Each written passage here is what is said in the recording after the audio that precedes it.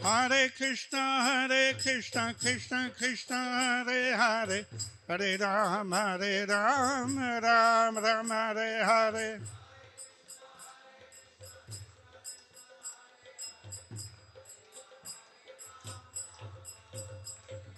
Hare Krishna, Krishna Krishna, Hare Hare, Hare Ram, Ram Ram, Hare Hare.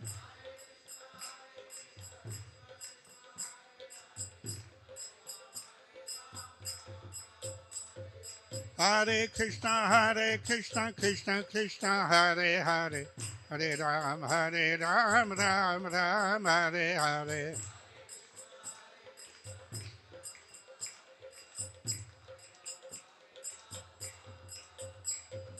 Hare Krishna Krishna, Hare Hare, Hare Ram Hare Hare.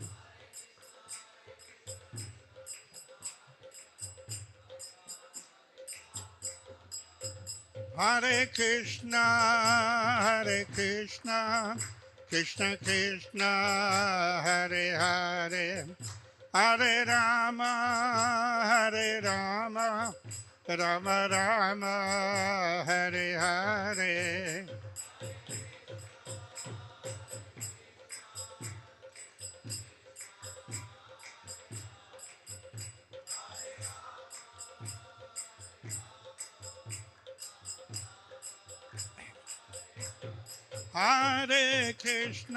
Hare Krishna, Krishna Krishna, Hare Hare, Hare Rama, Rama Rama, Hare Hare.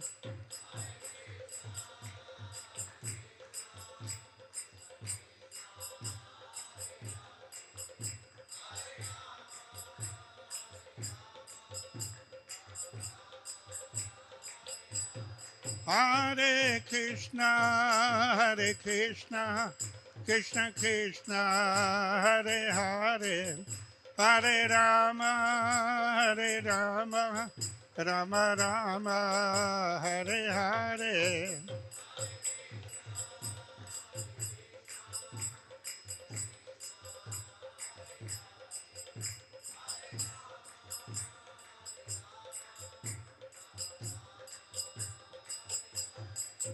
Jaya Prabhupada, Jaya Prabhupada, Prabhupada, Jaya Prabhupada.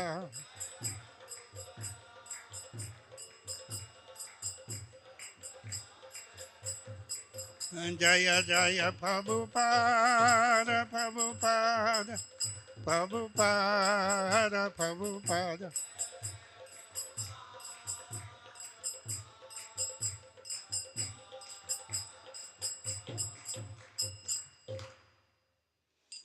Jaya Om Vijupad, Paramamsa Paribhaj Kacharya, Ashtotara Sata, Sri Srimati Smangles, Esi Bhakti Vedanta Swami Srila Prabhupada Ki Jai.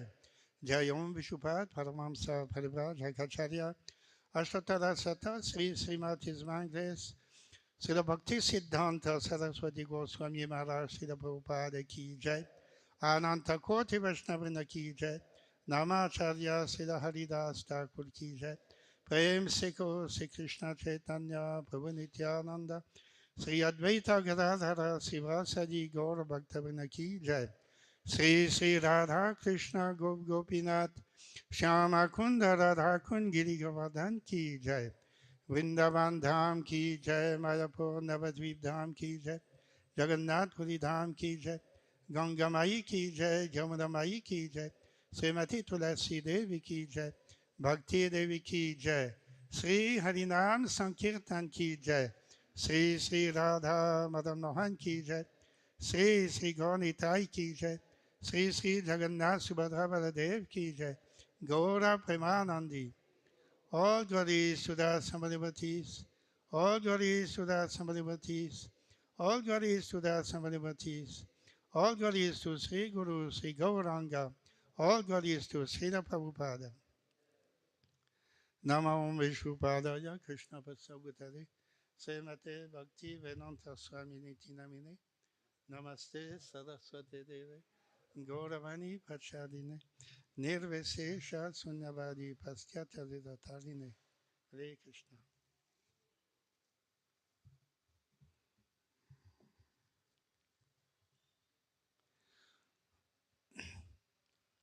Narayanam Namaskritya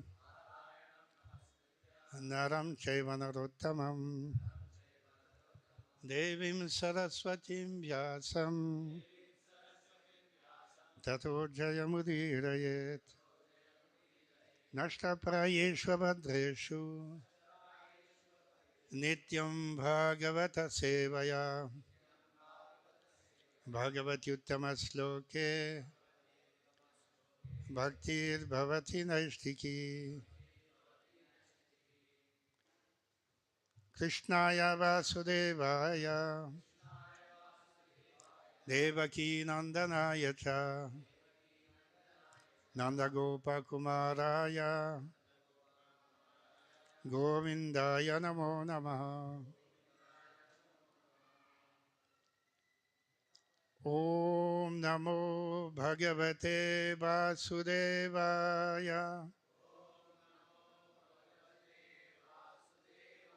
Om Namo Bhagavate Vasudevaya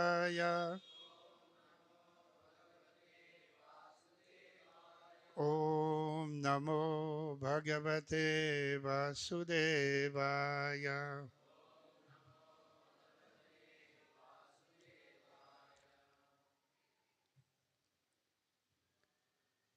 Today we are reading from Srimad Bhagavatam, 4th Skanda, 25th chapter, sloka number, I don't know, what is sloka number today?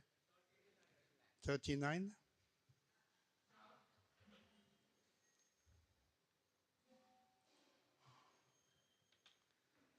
Dharmaha hi atra artha kamau cha praja anandaha amritam yasaha lokaha. Sri Sri Gaunitai ki jai, Sri Sri Radha Madan Mohan ki jai, Sri Sri Jagannath Subhadra Baladev ki jai.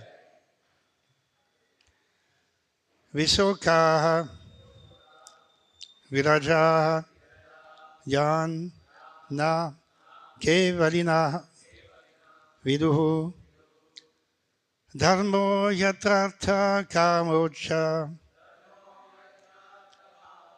Vajanando Mritam Yasaha Loka Visoka Viraja Yanna Kevalino Viduhu Dharmo Yatatha Kamocha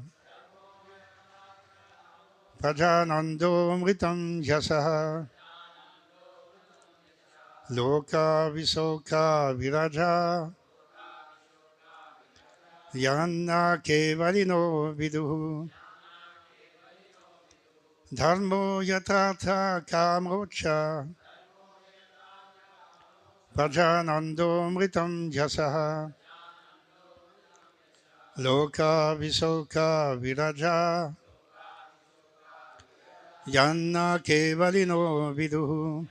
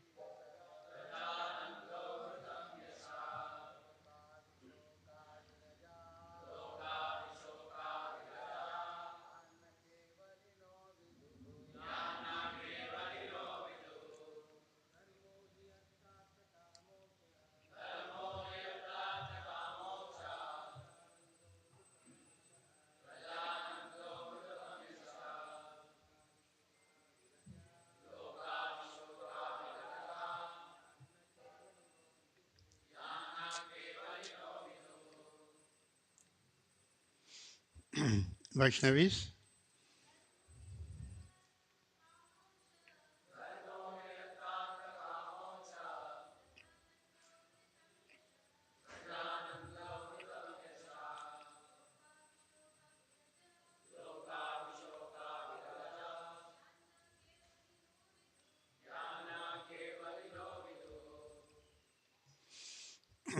Dharma, religious ritual.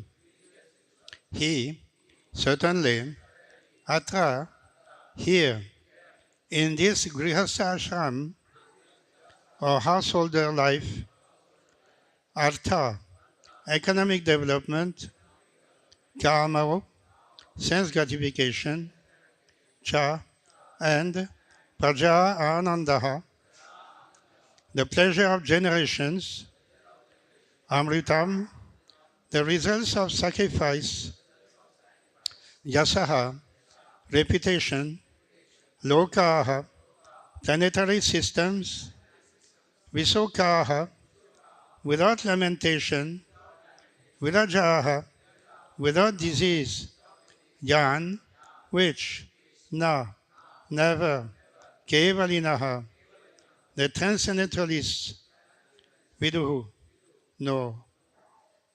Translation. The woman continued, in this material world, a householder's life brings all kinds of happiness in religion, economic development, sense gratification, and the begetting of children, sons and grandsons. After that, one may desire liberation as well as material reputation. The householder can appreciate the results of sacrifices which enable him to gain promotion to superior planetary systems.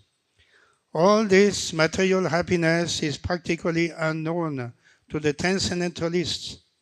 They cannot even imagine such happiness. Please repeat. The woman continued, in this material world, a householder's life brings all kinds of happiness in religion, economic development, sense gratification, and the begetting of children, sons and grandsons. After that, one may desire liberation as well as material reputation.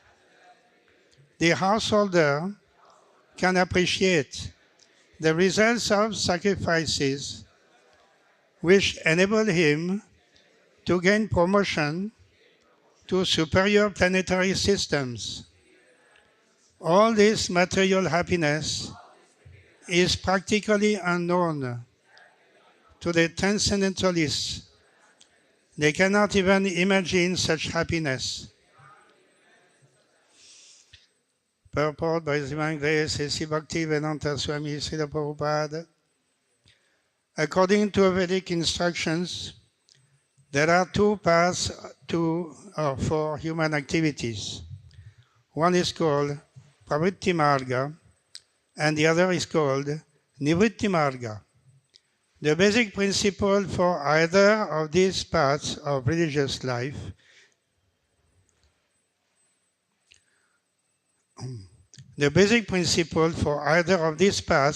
is religious life. In animal life, there is only Pravritti Marga. Pravritti Marga means sense enjoyment, and Nivritti Marga means spiritual advancement.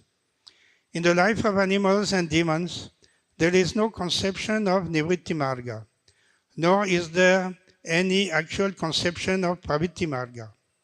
Pravritti Marga maintains that even though one has a propensity for sense gratification, he can gratify his senses according to the directions of the Vedic injunctions.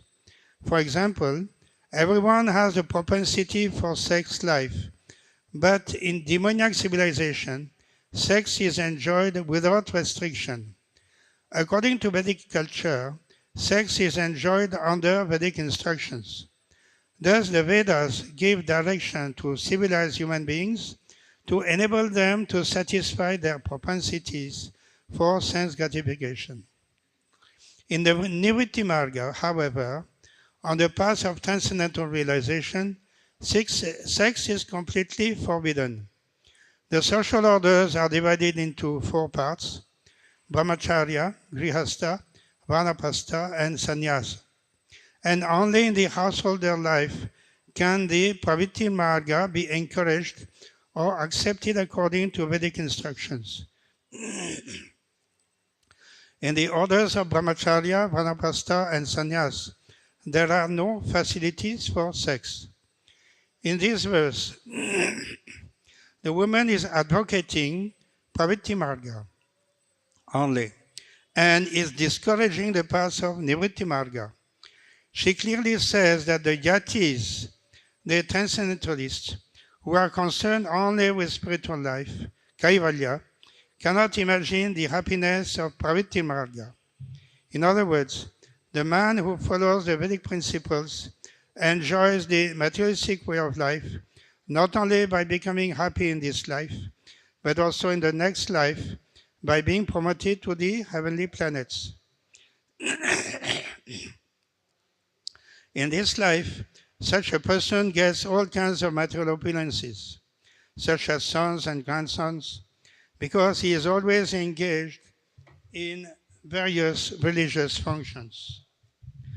The material distresses are birth, old age, disease, and death. But those who are interested in pravritti marga hold various religious functions at the time of birth, old age, disease, and death. Without caring for the distresses of birth, old age, disease, and death, they are addicted to performing the special functions according to the Vedic ritualistic ceremonies. Factually, however, pravritti marga is based on sex life, as stated in Srimad Bhagavatam, 7th Skanda, 9th chapter, 45th sloka, Yan Maitunadi Grihamedi Sukham Hitucham. A householder who is too much addicted to pravritti marga is actually called a Grihamedi, not a Grihastha. Although the Grihastha desires sense gratification, he acts according to Vedic instructions. The Grihamedi, however, who is interested only in sense gratification, does not follow any Vedic instruction. The Grihamedi engages himself as an advocate of sex life and also allows his sons and daughters to engage in sex and to be deprived of any glorious end of life. A Grihastha enjoys sex life in this life as well as in the next. But a Grihamedi does not know what the next life is about because he is simply interested in sex in this life.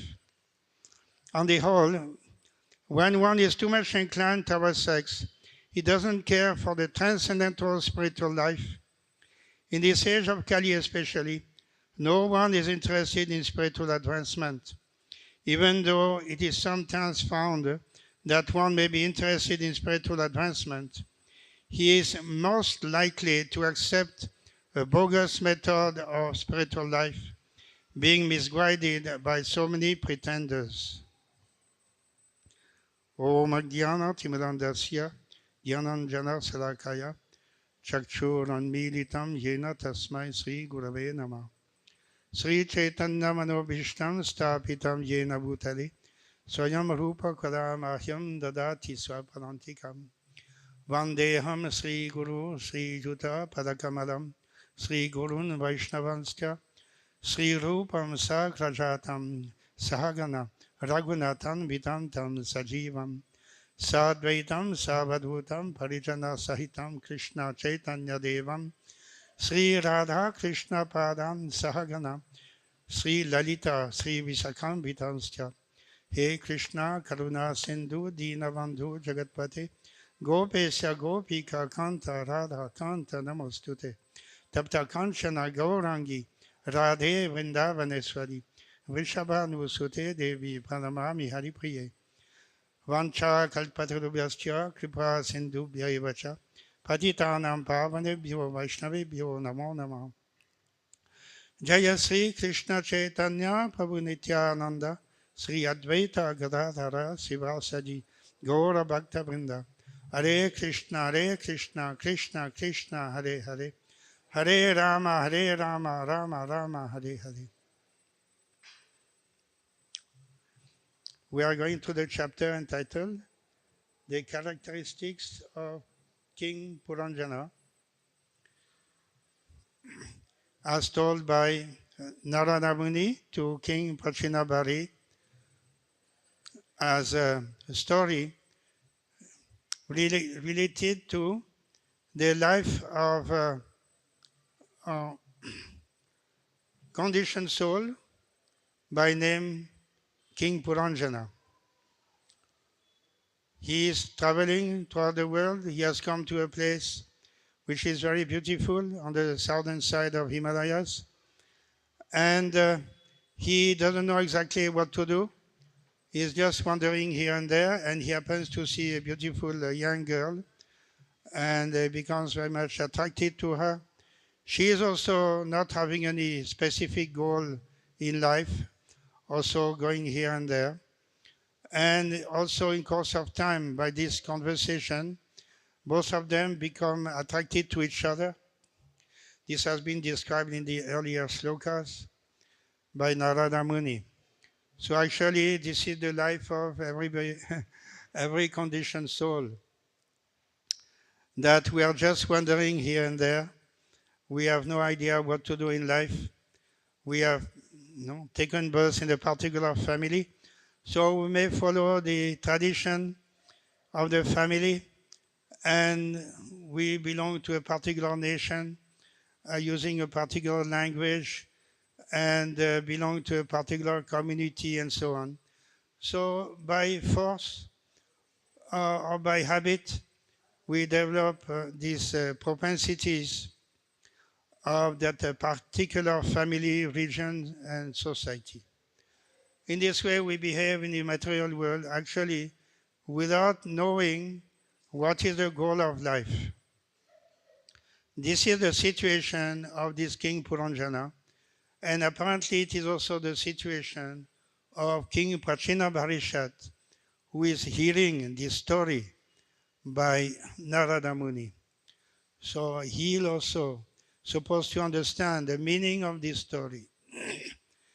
Fortunately, Srila Prabhupada gives a purport to every one of these slokas. Otherwise, we would be also completely bewildered. What is the meaning of the story?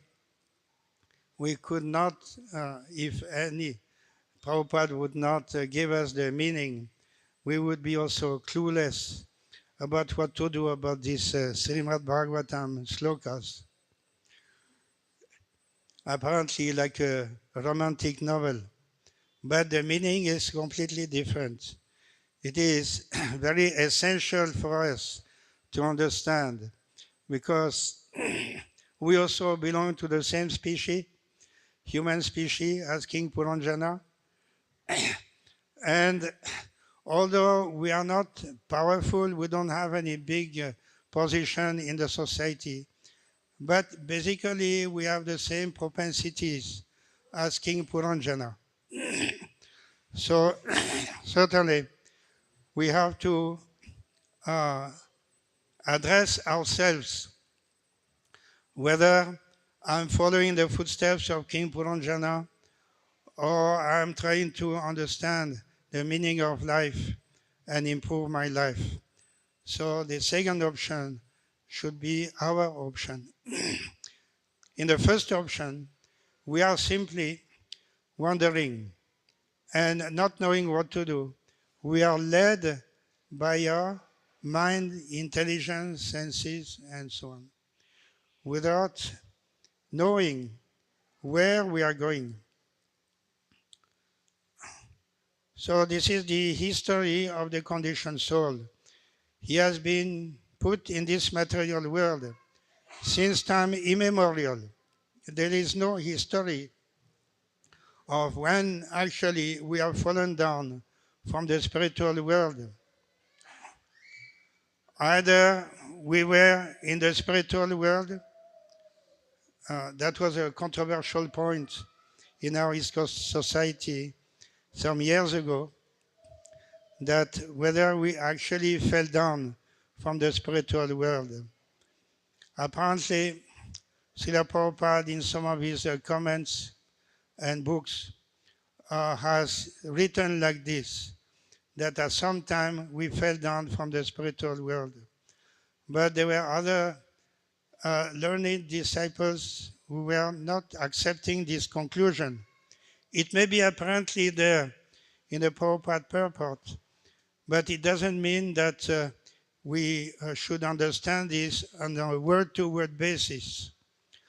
There is a background and background may be understood from reading Sri Chaitanya Charitamrita, where in the conversation between Sri Chaitanya Mahaprabhu and I think Sri Vasudev Datta, if I'm not wrong, Vasudev Datta felt very much compassionate towards all the conditioned souls. This is the mark of a pure Vaishnava. He does not live for himself. He is seeing everybody in the world suffering, but they do not have any solution for their suffering. They are continuing in their life without any understanding. So Vasudev Datta was telling Sri Chaitanya Mahaprabhu that I have a desire to take all the sinful papa karma or punya karma even, everything. I want to take all this karma of all conditioned soul. I'll keep them on my back, on me, on this body. And in this way, they will be saved. And all of them can go back to Godhead. So such a glorious program he had in mind. But Chaitanya Mahaprabhu, of course, appreciated this program out of great compassion of Vasudev Datta. But he told him clearly that your program is not going to be successful in the sense that even if we consider all living entities going back home, back to Godhead, being freed from their karma, immediately the next moment, unlimited living entities will be falling down from this border between material and spiritual world. There is a river, Vaitarani or some name like that, a river separating the two worlds. And this river is it is full of unlimited living entities who are waiting for their next destination. That will be the material world. They are just waiting there in a state of suspension. So Chaitanya Mahaprabhu made it clear to Vasudev Datta, even though countless living entities may be liberated, but the next moment, countless living entities, another batch, will come and fill up this material world. So what is the real benefit? That's what he wanted to tell. So in the spiritual world, the living entities in association with the Supreme Lord are engaged in the service of the Lord. They are firmly situated in their eternal position as servant of Lord Krishna or Lord Vishnu. And they are getting special protection. Nobody can fall down. There was one book written by one of our God brothers, or not as a disciple of, I think, Bhakti Swarup Damodar Swami. He had written a book called Not Even a Leaf Can Fall Down from the Spiritual World. A leaf is very ordinary, without any, apparently, without any developed consciousness. Of course, in the spiritual world, everything is conscious. The land is conscious, the trees are conscious, the leaves are also conscious. So, but he wrote a book like this, that even a most insignificant particle of the spiritual world cannot fall down. Why? Because he is given special protection by the Supreme Personality of Godhead. Nothing can fall down. He presented this book, and unfortunately, he had to leave Iskcon for this. So anyway, the situation is very clear from this purport, Srila Prabhupada, is that in the material world, everybody, practically speaking, except for those who are transcendentalists, having accepted the path of nivritti. Nivritti means there are different meanings according to the philosophy that one may have adopted. But here Prabhupada mentions the name Nivritti Marg as the path of renunciation. He writes that in the Nivritti Marg, on the path of transcendental realization, sex is completely forbidden. Whereas in the other way of life, Pravritti Marg, or even the sinful life of the demons and those who are completely ignorant of their own welfare, the main emphasis is sex life.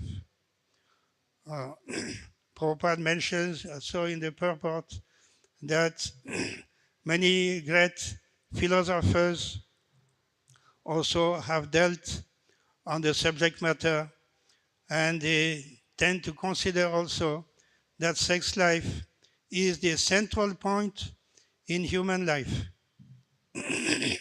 And they have written extensive books on the subject of sex life, not only in the modern times, even in the classical period of Indian civilization, as Prabhupada quotes this Kama Sutra. I remember when I came to India, I was looking at the bookstores, either in the railway station or in the city. Everywhere, every bookshop will have Kama Sutra. That is without fail. They will have that book. It is such a well-known book, and at that time I was surprised. How is it in India? How is that book so popular? I was having a different idea of that India is a place of renunciation, but there is also another philosophical trend in India that is meant to explain also the material aspect of life. And similarly, in the Western philosophy, Prabhupada was also quite surprised to see the philosophy of Sigmund Freud, for instance.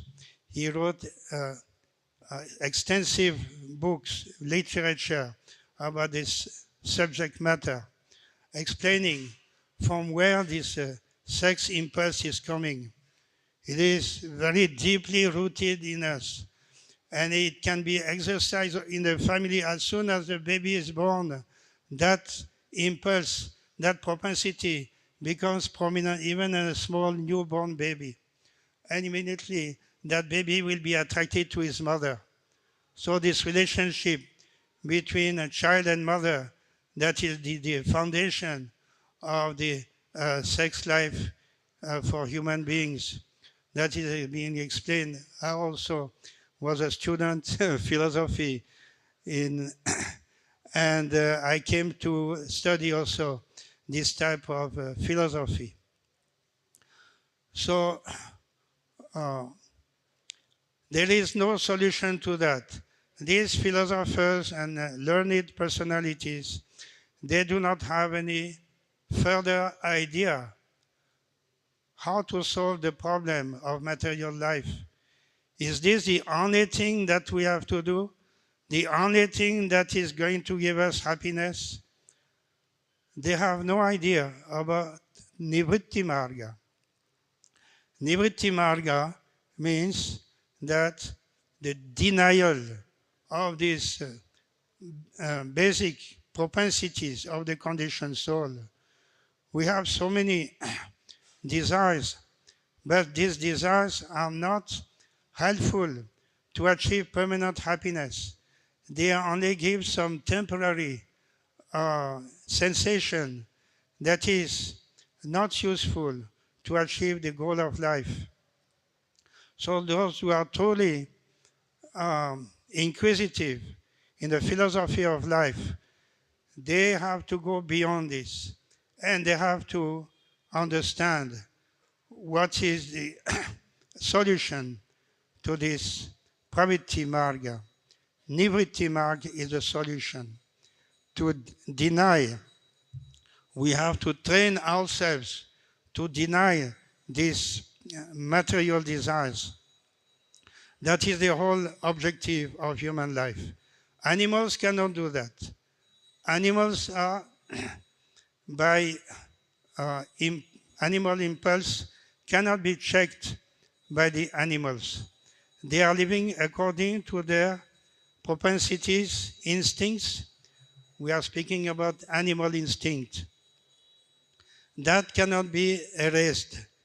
It is permanently situated in their mind and intelligence, and they will try to achieve their instincts to satisfy them, and that is their whole life.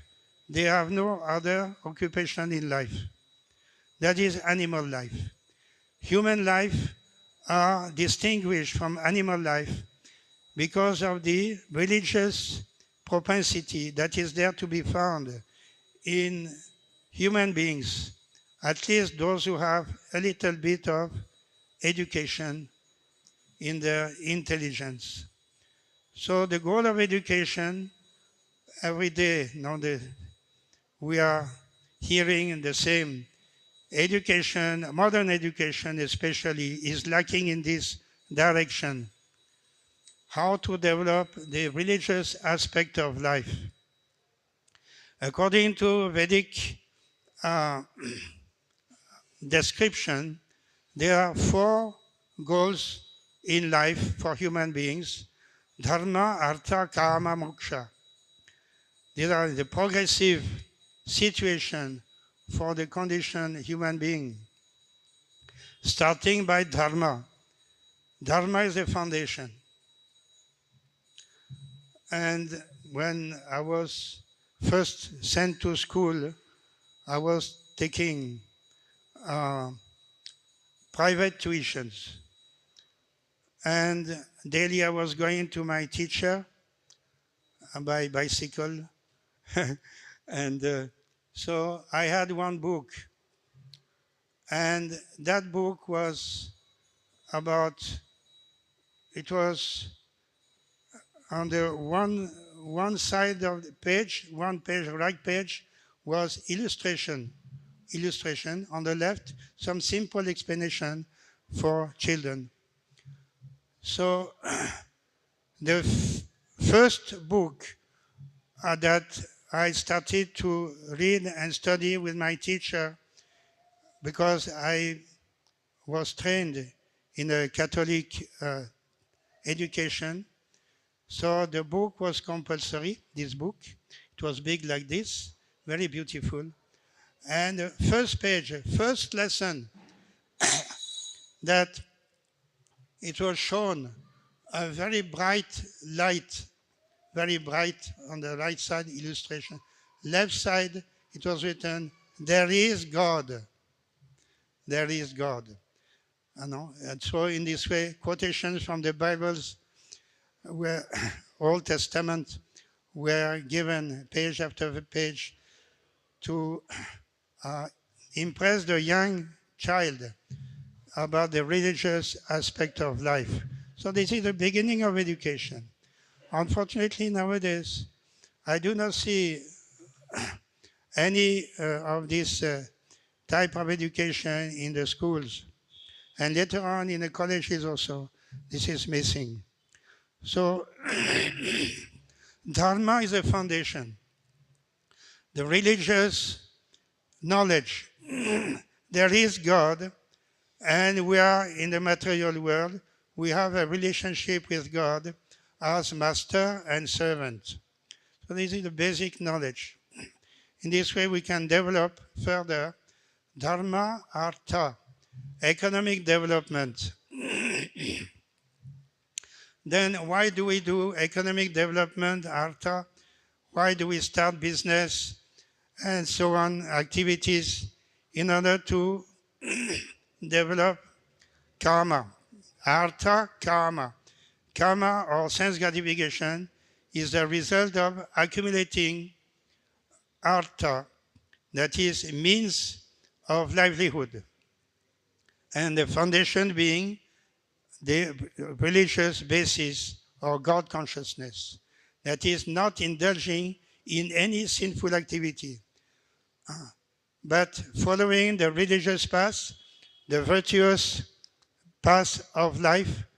One can start some means of livelihood, and then in this way maintain our body and our wife, children, and so on, family life. That can be done if the foundation is properly followed. And then ultimately, when one has developed higher knowledge, then moksha. Moksha is the ultimate goal, and that is when we can understand the futility and the temporariness of material life, then we become attracted to the ultimate goal of life, going back home, back to Godhead. That is moksha. So these four aspects have to be developed for the human beings. And if it is not, then there will be disturbance. So the religious kings, the rajas in India from time immemorial, they have encouraged everybody to follow this path, dharma, artha, kama, moksha. In the modern world, we hear the government heads speaking about economic development. They are not emphasizing the importance of dharma. That's in the side. They keep it on the side. Maybe at the time of elections, maybe they visit a temple just to impress and to catch votes. But they are truly not interested for the common man to develop religious life. They would consider that this is an hindrance, this is an obstacle for economic development. Just like, to give an example, that after Chaitanya Mahaprabhu had left this world, there was a political catastrophe in state of Orissa. The king of Orissa became defeated by other kings, and the state of Orissa was invaded. There was political strife and so on. So some people gave their comment on this. They said because Chaitanya Mahaprabhu gave to the king this spiritual teaching of Nivritti Marga, therefore the state was then ruined from the political, economic, in this way, consideration. And the state became a prey to other more powerful rajas. Because the king of Orissa had been Pratapudra. He had become weakened under the influence of Chaitanya Mahaprabhu. So, of course, this is completely wrong assumption. But that idea is also there. Unfortunately, in the modern time, nobody is able to evaluate dharma. And all the heads of state, they emphasize only artha. Karma comes automatically afterwards. But artha is essential. And they consider that if the country is progressing in the field of artha, economic development, is a great victory. And they'll consider now our country is number 7. Now it has progressed. Now it is number 5. It's becoming number 4, number 3, 2. Maybe in the future, after 30 years, may become number 1 in the world, considering only artha. You forget dharma. That has no importance. So this young lady who is addressed by King Puranjana, she is approving the proposal. She has become a partner of King Puranjana, and both of them are going to live together. This young lady is intelligence. Intelligence is as old as the world. Since time immemorial, intelligence, mind, senses have been the associates of the living entity, and they are there since time immemorial, so it is not difficult for this young lady, this intelligence, to associate with King Puranjana. And in this way she agrees, yes, let us be together. And in this way we'll be able to develop our life according to Pravritti Marga. Pravritti Marga is a pious life, family life, sex life, but that is having a punya karma also associated, and by creating children, grandchildren, and so on, a person may develop also punya, the ancestor Pitru. Now we are in the Pitru, I think that is over now, Pitru Paksha. So the Pitrus are very happy when the families are developing and the family members, the new progenies, they are offering their prayers for the sake of the Pitrus. So there must be some progeny. If there is no progeny, then what the Pitrus will, they will lament. They will say, what can we do? We are helpless. Nobody is saving us. The next generation is not coming, so nobody is looking after us, and they'll be lamenting like anything. So in this way, Pravritti Marga are having a pious family life. That is a proposal made by this young lady, and that will be accepted by King Puranjana. But the final objective should never be lost out of sight. That is nivritti. That is the final goal of becoming freed from all material propensities by Krishna consciousness and going back home, back to Godhead. So these are the different aspects. The demoniac civilization, as we see now, very prominent everywhere. Nobody cares for God consciousness. Everybody is engaged in sex life in the name of family life. And otherwise, there are some who are a little better situated, following a religious family life, Pravritti Marga. And then very few, very few out of 1,000, maybe hardly one, who is interested in spiritual elevation, discarding the ordinary material life and concentrating on a spiritual development. That is very rare, very difficult. So, but everything should be understood from the purpose of Srila Prabhupada. Hare Krishna. Any other questions, comments?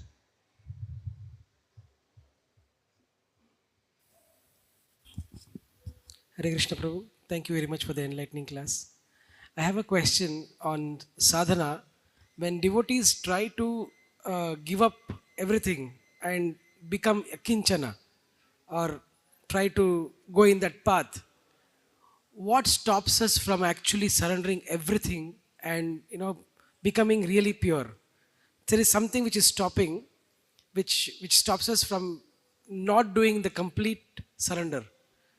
Can you guide on what is stopping and how to overcome that? Yes. Yes, a good question. Complete surrender as instructed by Lord Krishna. Sarvadharman parityaja mamekam saranam braja. That is very difficult, but that is the conclusion, that is the end of the teachings of Lord Krishna to Arjuna. You give up everything else. How to understand? To give up everything and surrender to Lord Krishna. We have to understand what Arjuna is doing. Karishye vachanam tava. See, I will follow your instructions. So Arjuna is fighting in the battle of Kurukshetra, and he is in this way following Lord Krishna's instruction. So that is also Nivritti Marga, in the sense that he doesn't have anymore any personal desire. Oh Krishna, whatever you have told me, now I want to follow. All my illusion, all my doubts are cleared. I just want to follow whatever your instruction. So that is Nivritti Marg also. Nivritti doesn't mean simply giving up everything. I mean all activities. Karmanyasam, like impersonalists, they have this idea. Karmanyasam means don't do anything. Don't do anything. But from our Vaishnava viewpoint, this Nivritti Marg also means, and to answer your question, it may be easier to understand also that engaging ourselves in Krishna consciousness. You give up one engagement, you take a superior engagement. A small child commits a mistake, and the mother will take the child and keep the child in a confinement, solitary confinement. Achyutananda Swami was telling us, what is the worst punishment that one can receive from authority? Going to jail, death penalty, maybe. Now we have different ideas. He said, no, solitary confinement, that is the worst punishment. Remaining alone in a dark place without any association. So anyway, so Nivritti is not solitary confinement. It is association with devotees, combiningly serving Lord Krishna in so many ways, chanting, having Sankirtan, taking prasadam together, listening to the Srimad Bhagavatam, Bhagavad Gita, and doing Krishna Seva all together. This is a very blissful life. So the mother who is truly looking after the child properly, she will not keep the child. Okay, you have done a blunder. I want to punish you. But she will not, if she keeps the child in solitary confinement, the child will explode. He'll be so angry, he will cry like anything. So she'll give a better engagement to the child. She'll give some nice engagement. You do this, you do this. And the child will agree. In this way, he will not become a rebellious child. He'll be satisfied by this engagement. So spiritual nivritti is like that. It is a higher engagement for those who are accustomed to material life. We have so many habits and so many things to be done in the material world.